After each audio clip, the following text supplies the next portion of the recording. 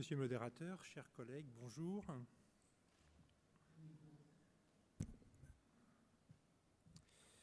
Alors, vous pourrez préparer tout de suite vos smartphones. Parce que pour commencer cette formation, à partir d'un constat, partout dans le monde, l'antibiorésistance progresse, et chez le patient cirrhotique comme dans la population générale. Et pour en prendre vraiment bien la mesure, on va commencer par un QCS. Donc il y a 5 affirmations, une seule est fausse, laquelle 1. En France, la proportion de souches d'Escherichia coli résistantes au C3G est passée de moins de 1% en 2002 à 11% en 2016. 2. La France est l'un des pays européens où la progression de l'antibiorésistance est la plus forte. 3. En France, chez les patients cirrhotiques, la proportion des infections ABMR est maintenant de l'ordre de 15%. 4. Les infections bactériennes sont la principale cause de décès chez les patients cirrhotiques. 5. En cas d'infection, un retard à la prescription d'une antibiothérapie probabiliste efficace a un impact majeur sur le pronostic. Vous pouvez voter.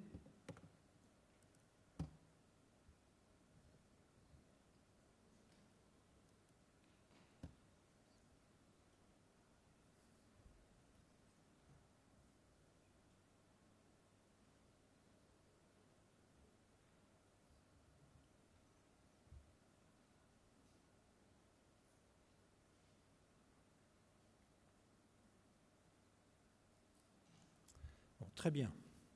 Donc il n'y a pas trop d'adeptes du France bashing dans cette salle. En effet, donc l'affirmation 2 est fausse. On n'est pas si mal placé que ça sans être parmi les meilleurs. Alors on va revoir tout ça donc un petit peu plus en détail. Les bactéries gram-négatives sont de plus en plus résistants. Vous avez ici un graphique du réseau français de surveillance qui vous montre en rouge que la proportion des souches d'Escherichia coli, résistantes aux céphalosporines a augmenté de 0,8% en 2002 à 11,2% en 2016. Et pour Klebsiella pneumoniae, on est passé donc en gris de 4,1% en 2005 à 28,9% en 2016. Alors la situation elle est très différente entre les pays. Par exemple, vous avez ici donc en Angleterre et dans les pays scandinaves, ce pourcentage était inférieur à 10%, alors qu'en Italie, en Slovaquie, en Bulgarie, il était compris entre 25 et 50%. Plus impressionnant encore, vous avez ici le pourcentage de souches de Klebsiella pneumoniae résistantes au carbapénème. Dans tous les pays en vert, c'est inférieur à 1%. Mais en Italie et en Roumanie, c'est compris entre 25 et 50%. Et en Grèce, c'est supérieur à 50%. Alors la progression de l'antibiorésistance, bien sûr, elle concerne les patients cirrhotiques comme les autres patients. Et pour illustrer cela, vous avez donc 2 études dans un même centre espagnol à 10 ans d'intervalle. En 2002, dans ce centre espagnol, moins de 1% des infections entérobactéries étaient résistantes au céfotaxime. Et 10 ans plus tard, en 2012, vous avez constaté 18% d'infections ABMR. Ces infections ABMR sont devenues de plus en plus fréquentes chez les patients cirrhotiques. Vous avez 2 études récentes, une étude intercontinentale, global, et une étude française, ANGH Club d'hypertension portale, résiste, avec 1302 patients infectés et 377 patients infectés, et vous avez un taux d'infection ABMR de 34% dans global et de 14% dans résiste. Avec comme facteur de risque d'infection ABMR, le caractère nosocomial ou associé aux soins de l'infection, une antibiothérapie au cours des 3 derniers mois, un site pulmonaire, urinaire ou tissu mou de l'infection et le continent. Un conseil, si vous avez des patients cirrhotiques qui voyagent, il faut qu'ils évitent l'Asie et l'Amérique du Sud. En Inde, vous avez 70% d'infections ABMR. Donc, comme vous le savez parfaitement bien, en fait, les infections bactériennes sont la première cause de décès chez les patients cirrhotiques et un retard à une prise en charge efficace impacte le pronostic de façon majeure. Pour illustrer cela, donc, dans Résiste, on avait demandé aux praticiens qui étaient en charge du patient de juger si l'antibioprobabiliste prescrite avait été efficace ou non.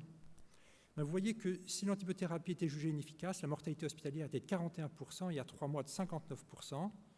En revanche, donc, si elle était jugée efficace, les chiffres étaient de 12 et de 27%, ce qui reste quand même très élevés. Alors tout ça pour dire que, étant donné la progression de l'antibiorésistance et la gravité des infections bactériennes chez les patients cirrhotiques, il faut, en cas d'infection, prescrire d'emblée une antibiothérapie probabiliste efficace, et mieux, il faut tout faire pour éviter que les patients s'infectent, a fortiori à BMR. Alors on va voir maintenant comment on peut essayer de procéder pour cela. On va commencer par un premier cas clinique. Une femme de 63 ans, cirrhose alcoolique, CHAI B9. Elle est suivie pour une acide modérée, contrôlée par les diurétiques. Et à la suite d'un accident à la voie publique, elle est hospitalisée 7 jours en chirurgie orthopédique pour fracture du bassin, du genou, des côtes. On lui fait de façon systématique un ECBU qui est positif à Escherichia coli et elle reçoit un traitement par ofloxacine. Elle rentre chez elle, mais 2 semaines plus tard, elle est réhospitalisée, cette fois dans le service, pour fièvre, douleur abdominale et diarrhée. Et dans le liquide d'acide, 7300 éléments nucléés, 86% de polynucléaires neutrophiles. Donc on diagnostique une infection liquide d'acide. Et question, quelle antibiothérapie prescrivez-vous? 1. C3G. 2. Piperacilline tazobactam en IV discontinu. 3. Piperacilline tazobactam en IV continu. 4. Carbapénem. C'est un QCM, vous pouvez voter.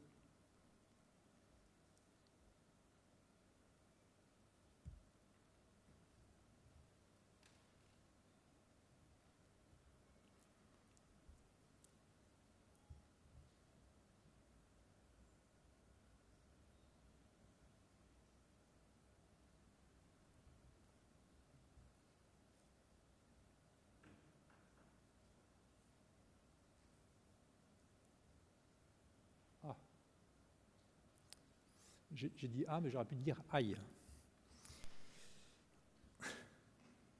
Bon, alors mes réponses à moi, c'est piperacilline tazobactam en IV discontinu ou en IV continu. Pourquoi? Parce que cette patiente, elle est à risque d'infection à bactéries résistantes. Pourquoi? Qu'est-ce qui fait qu'un patient est à risque d'infection à bactéries résistantes? Eh bien, pour faire une infection à bactéries résistantes, il faut avoir été préalablement colonisé par cette bactérie résistante. Et il y a 2 mécanismes qui peuvent s'associer, qui vont concourir à cela. D'une part, l'exposition aux antibiotiques et d'autre part, l'exposition à un environnement riche en bactéries résistantes. Alors, premier mécanisme, l'exposition aux antibiotiques. Lorsque vous prenez un antibiotique pour traiter une infection, cet antibiotique va détruire les bactéries pathogènes responsables de l'infection, mais cela au prix d'un effet secondaire constant, qui est l'altération de vos microbiotes digestifs, ORL cutanés.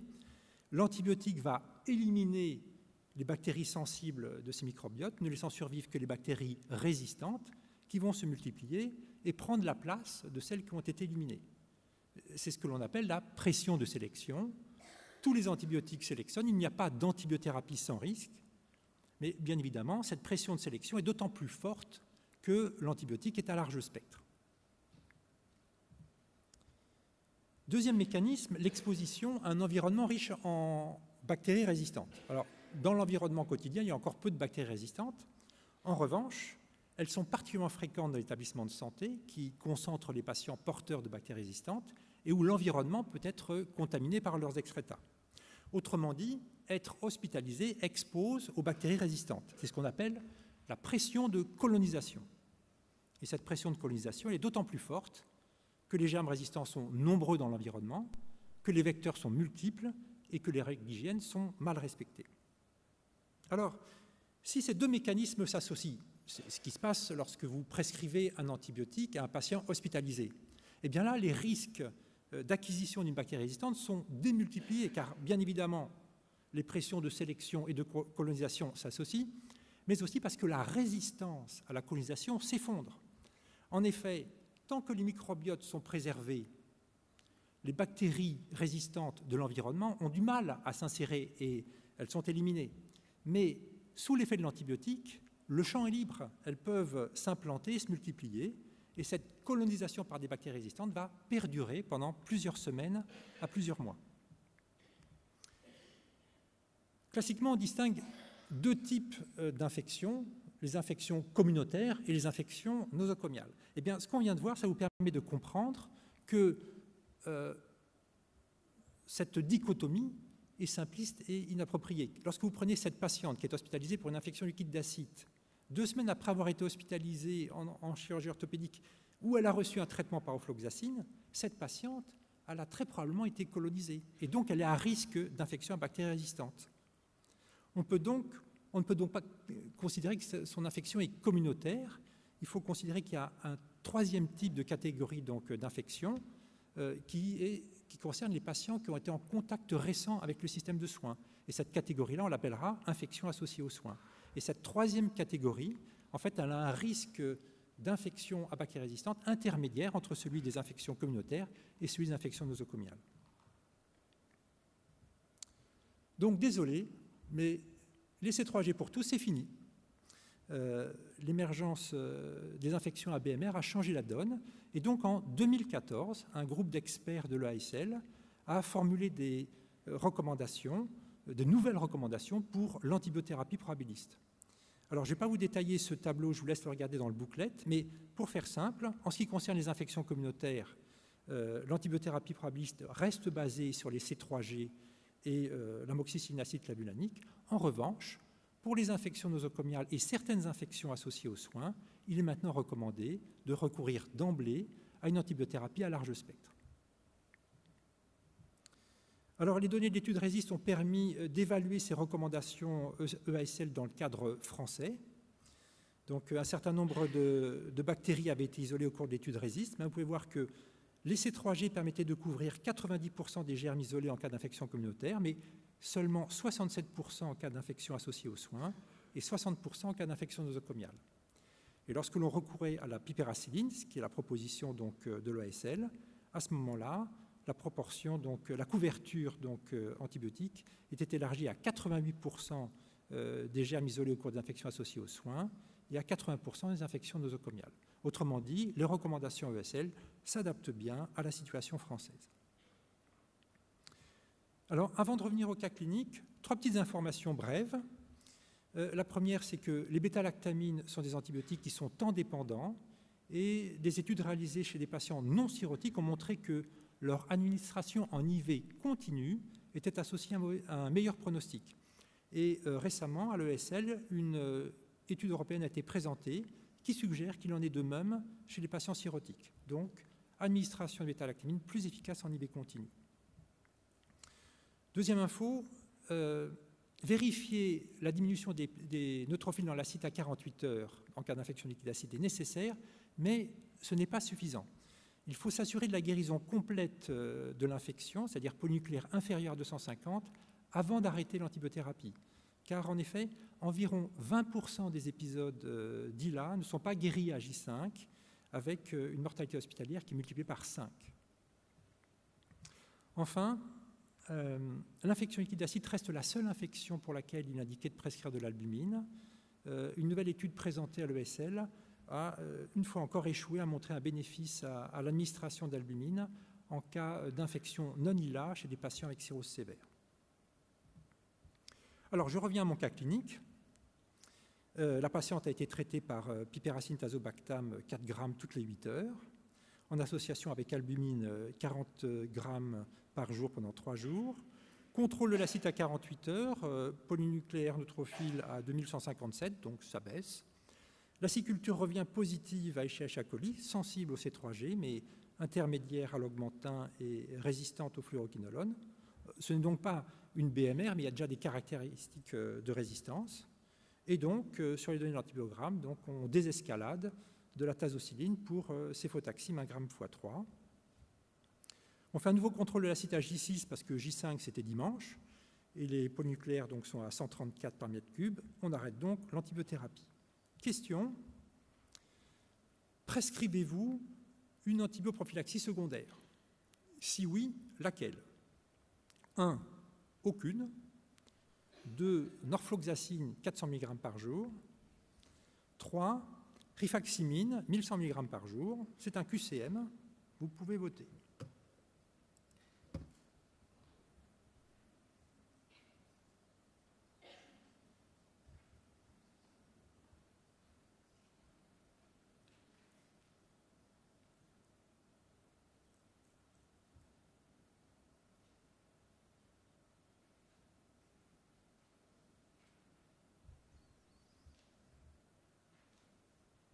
très bien. Alors, mes réponses rejoignent un peu les vôtres. Donc, norfloxacine ou rifaximin. Alors, je vais argumenter. Les recommandations actuelles pour l'antiboprophylaxie chez les patients cirrhotiques sont les suivantes.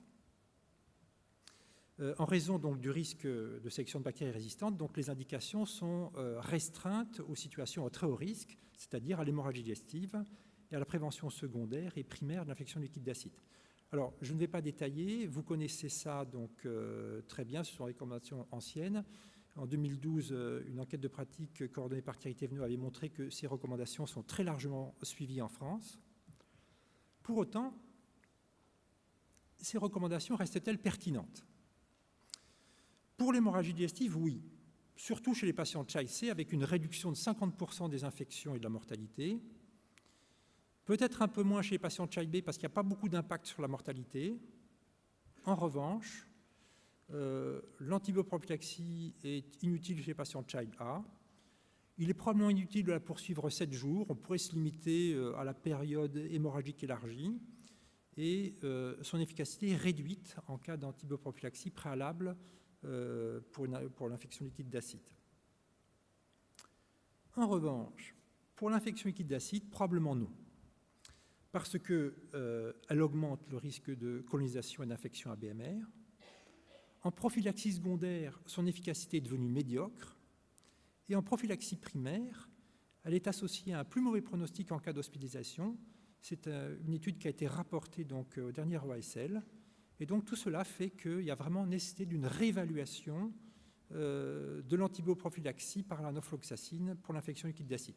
D'autant que, en fait, on a déjà à notre disposition une alternative plutôt séduisante qui est la rifaximine, qui n'induit pas de résistance bactérienne et qui agit en modulant la composition bactérienne et les activités métaboliques du microbiote plutôt qu'en réduisant son abondance. Et on dispose déjà de plusieurs méta-analyses qui ont montré sa supériorité sur la norfloxacine dans la prévention de l'infection liquide d'acide avec des odds ratios à 0,30, 0,40.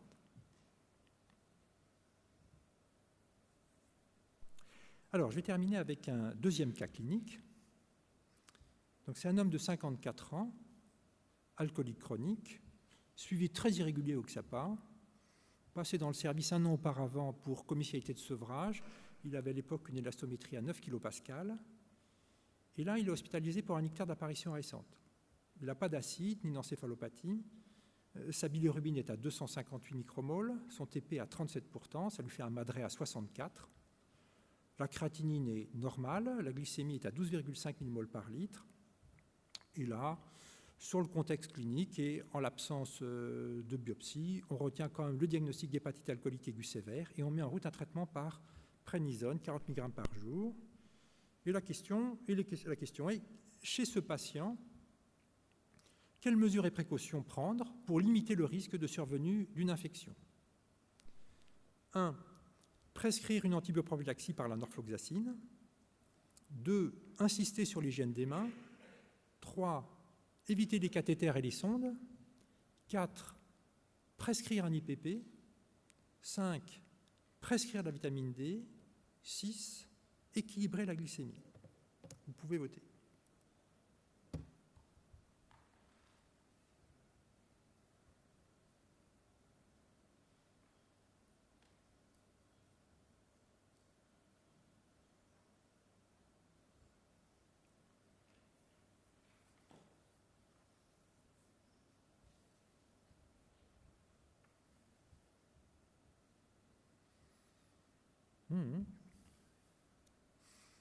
Alors, en fait, il y avait de la place que pour 5 items, donc c'est pour ça que le 6e n'apparaît pas. Très bien. Donc, OK, donc il n'y a pas d'indication à prescrire une antiboprophylaxie par la norfloxacine puisqu'il n'y a pas d'acide. Mais on attend avec impatience l'essai coordonné donc, par l'équipe de Lille. Bien sûr, l'hygiène des mains, c'est essentiel. Et pour les autres mesures, bon, bien évidemment, il faut faire très attention aux cathéters et aux sondes, il faut les retirer dès que possible. Concernant les IPP, leur rôle favorisant la survenue d'une infection liquide d'acide est controversé, mais dans le doute, il convient de ne les prescrire que dans le cadre vraiment strict de leurs indications. Il a été suggéré qu'une carence en vitamine D pourrait favoriser la survenue d'infections bactériennes chez les patients cirrhotiques. Ce n'est pas formellement établi, mais une carence profonde, c'est délétère et donc il faut la corriger. Et puis, bien évidemment, le diabète chez les cirrhotiques comme chez les autres patients, donc ça favorise l'infection et donc sa prévention, enfin sa prise en charge fait partie donc de la prévention. Alors, on reprend le cas clinique. À J6 de la corticothérapie, dans la soirée, pic fébrile à 39,1. On contrôle 2 heures plus tard, 38,4. L'infirmière prélève une hémoculture, mais le lendemain matin, le patient est apyrétique, 36,7, sans symptomatologie ni signe évocateur d'infection. Bon, les globules blancs sont à 12 700, mais il est sous corticoïde. La CRP est à 17, mais c'est à peu près ce qu'il avait auparavant. On prélève un ECBU, on vérifie par une échographie au lit qu'il n'a pas d'acide. Et la question est, que faites-vous? 1. Surveillance, pas d'antibiothérapie dans l'immédiat, ou, par prudence, en attendant le résultat des prélèvements bactériologiques, antibiothérapie par 2. C3G, 3. Piperacilline tazobactam, 4. Carbapénem. Là, c'est une seule réponse, vous pouvez voter.